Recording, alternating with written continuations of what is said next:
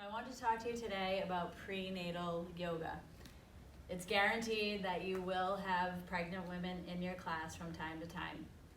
And unless you specifically teach a prenatal yoga class, which if you're into that, I recommend lots more training on that and studying and practicing. That's a whole section of yoga in and of itself.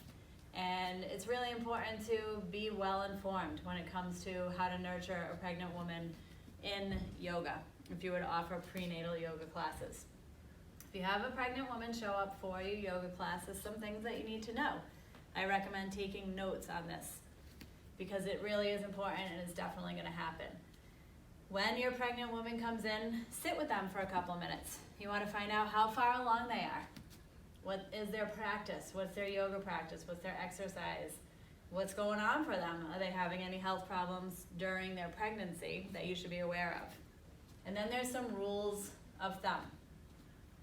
If they're in their first trimester, unless it's a gentle or restorative class, I don't recommend it for them.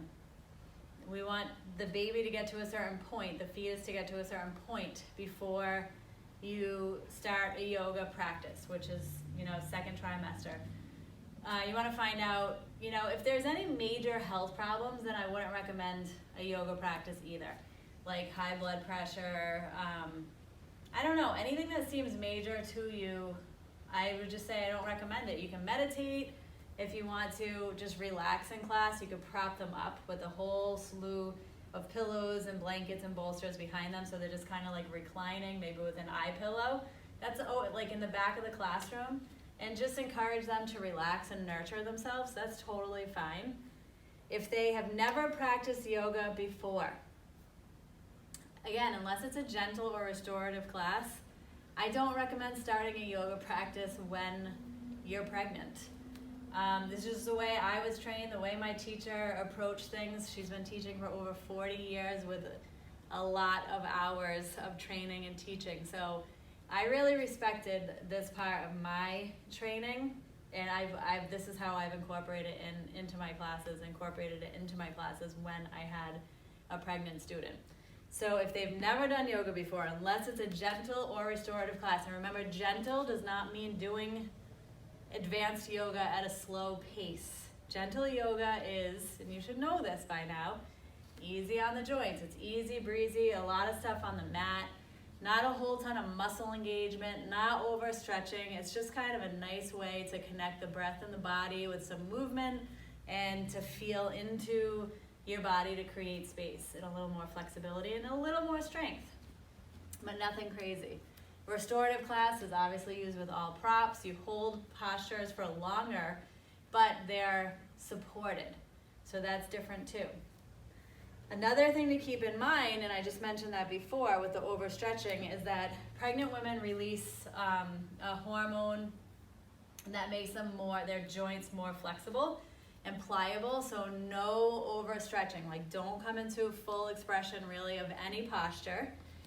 When it's more of a stretchy one, like your triangle. I know you're using a lot of muscles in triangle too, but you stretch kind of all the way out in your body, and then you engage lots of muscles. So if a pregnant woman that has a yoga practice, that had a yoga practice before she was pregnant, if she is doing a triangle, it's really, you're not stepping as far apart, you're keeping your knees soft, and you just come in like this. You're not reaching the arm up, anything that's gonna pull your abdomen in any one direction, twists, like no deep twists, no pulling. Anything that's pulling this area, we wanna leave out. Anything where the core is engaged or on our bellies, we wanna leave out. Any inversions, including down dog, we wanna leave out. A great movement for a pregnant woman is cat-cow. Lots of cat-cow. They get cat-cow for the whole class, and it's so great for everything in their body.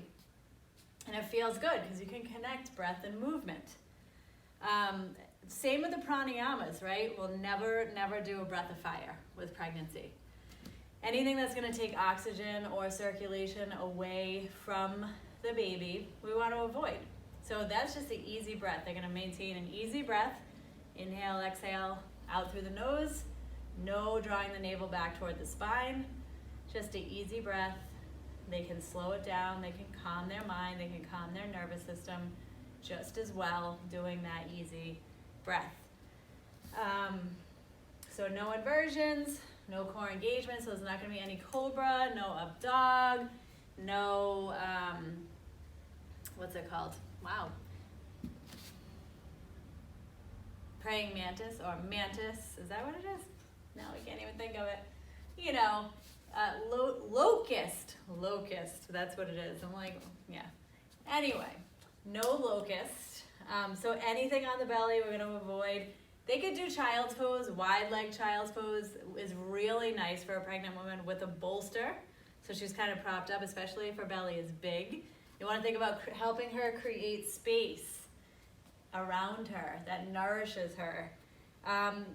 Like I said, they can twist, but not like how we bring people into twist. You know, we're inhaling and lengthening and exhaling, twisting deeper. They're gonna keep their twist easy, and you might even just have them kind of twist from side to side, whether you're seated or standing. And they're up at the front of the classroom with you, so you're double cueing. You're saying to them, you know, you're gonna go into your cat-cow again, then you bring in the class into their down dog, whatever you're doing with the sun salutations. You could bring them up to standing, you know, and do some easy folds, and maybe you go through a series of sun salutations that are very gentle and designed for pregnancy, right? So it would just be something as simple as inhale, arms up halfway, because even this is a big stretch. Again, we don't want to stretch this area too much or put any kind of strain. So inhale, and you'll bring the class through the whole thing. It's fine. Bend your knees, exhale. Inhale. Exhale, definitely with blocks. And they can step their foot back and then immediately set their knee down here. They're not going way back like this. They're going to keep it in, because remember their joints are ultra flexible. So we don't want to damage the joints while they're pregnant, right, by overstretching things. And then you could take them back on to their hands and knees. Move through some cat-cows instead of down dog. Take it back to child's pose. Maybe a bolster here, so they're kind of hanging out up here. Breathing, a few breaths in each posture. And then they come back up.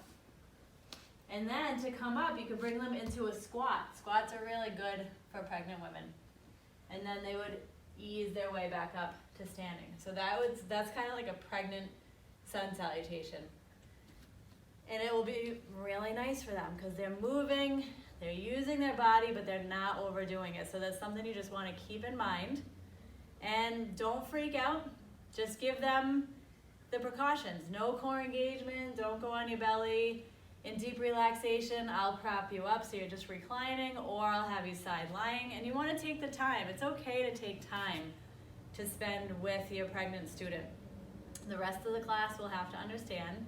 And that helps with your teaching skills. It just helps to hone your skills more and more. So don't be intimidated by it, but approach it with caution and a sense of nurturance, because you really want that woman to just enjoy her 9 months of pregnancy and just really kind of give that gift to her of nurturing her a little more and reminding her that it is okay to nurture yourself for these 9 months. It might be the only 9 months of pregnancy that you ever have, so just enjoy it.